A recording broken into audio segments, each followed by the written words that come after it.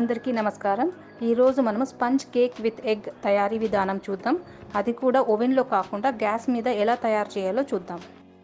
ఒక బౌల్ తీసుకొని దాని మీద ఒక చన్నీ పెట్టుకొని 1.5 కప్ మైదా వేసుకోవాలి. 1/2 teaspoon baking soda, 1/2 teaspoon baking powder. ఇప్పుడు వీటిని ఈ జల్లడబడదాము. జల్లించిన తర్వాత ఇందులోకి చిటికెడు ఉప్పు వేసుకోవాలి. ఇప్పుడు మనం దీన్ని బాగా మిక్స్ చేసుకుందాము.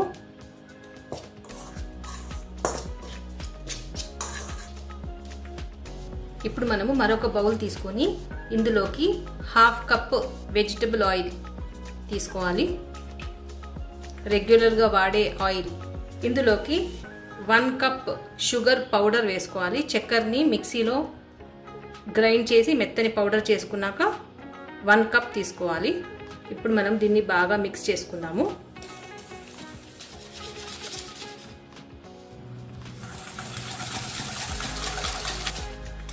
ఇలా బాగా మిక్స్ చేసుకున్నాక ఇందులోకి 2 గుడ్లను వేస్తున్నాను.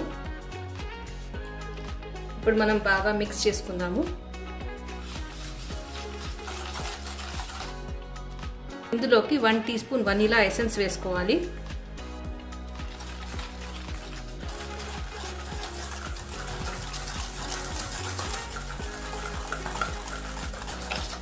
ఇప్పుడు మనము జల్లించుకున్న మైదా పిండిని కొద్దిగా దీంట్లో వేసుకుంటూ మిక్స్ చేసుకోవాలి.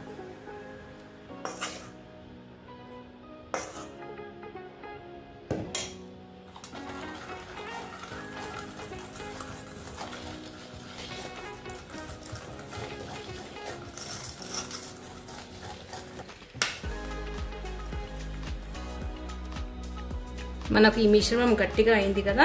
ఇప్పుడు మనం ఇందులోకి ఒక 1/2 కప్పు మజ్జిగ వేసుకుందాము.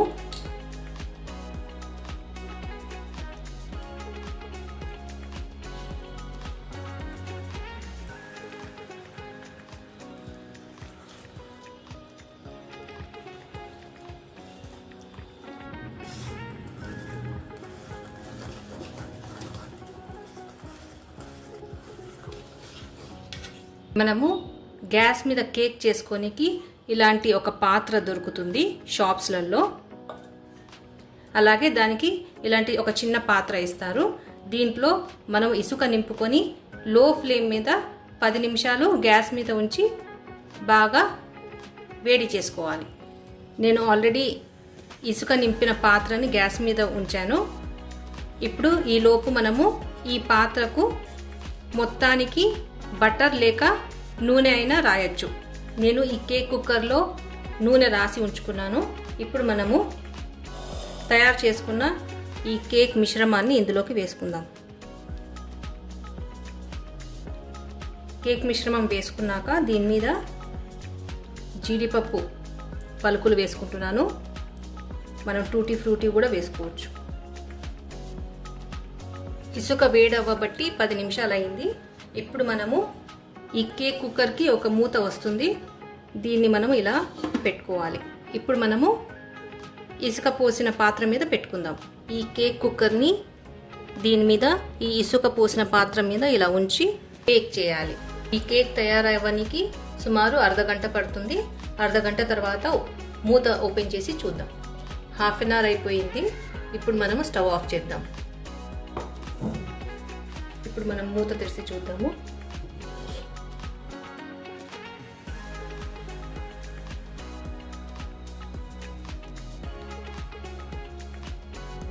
దీనికి ఏమాత్రం పిండి అతుక్కొని రాలేదంటే కేక్ బాగా బేక్ అయ్యింది.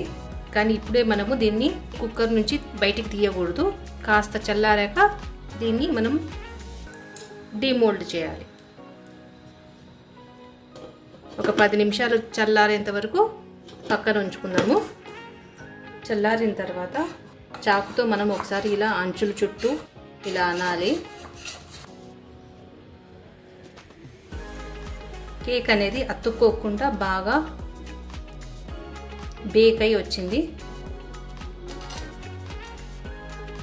గ్యాస్ స్టవ్ మీద కేక్ తయారైపోయింది.